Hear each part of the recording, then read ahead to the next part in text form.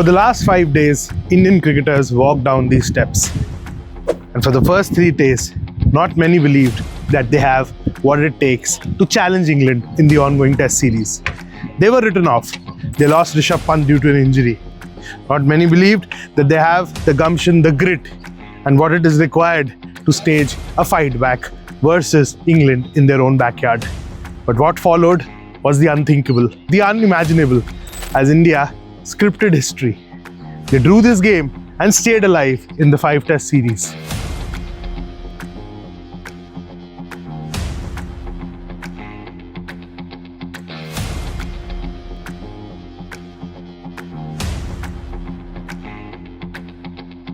Yes, at the end of 3 days, not many gave this Indian team a chance. Chance to stay alive in the series, a chance to stay alive in this test. But against all odds, against all popular perceptions, this team, led by Shubman Gill, staged an emphatic fight back in the test with the bat.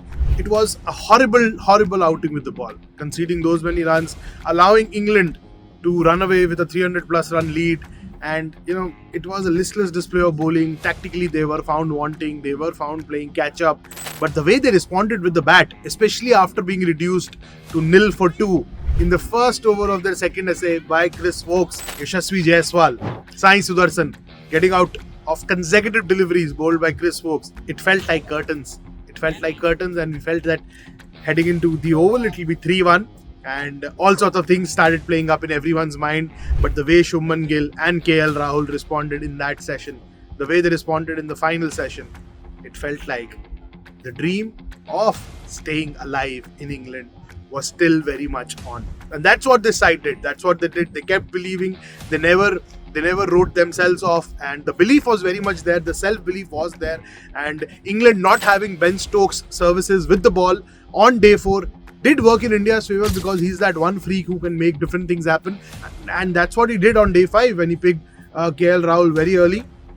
Didn't allow him to score another 100 in the series. But even then, even after that, even when Shubman Gill scored his 100 and got out, the game was still very much wide open. But then full credit to Washington Sundar and Ravindra Jadeja, the 2 left-handers who showed why left was right on this pitch, why left was right against this attack, and why Gautam Gambhir wanted Sai Sudarshan at number 3 and packed the 11 with left-handers, something which he has done ever since he has been calling the shots, whether it's in the domestic circuit, whether it's for KKR. He has that little obsession with left-handers, and it continued even for the Manchester Test against England.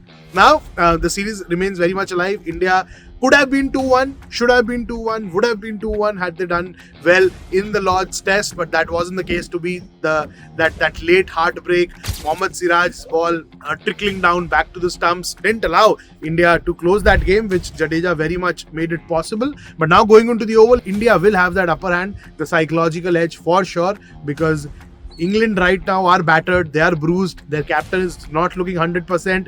They need to have fresh enforcements as far as bowling is concerned. So India should fancy their chances, and there are a lot of big calls yet to be taken as far as Bumrah is concerned, as far as the playing 11 is concerned, because as Gambhir said, all fast bowlers are fit and raring to go.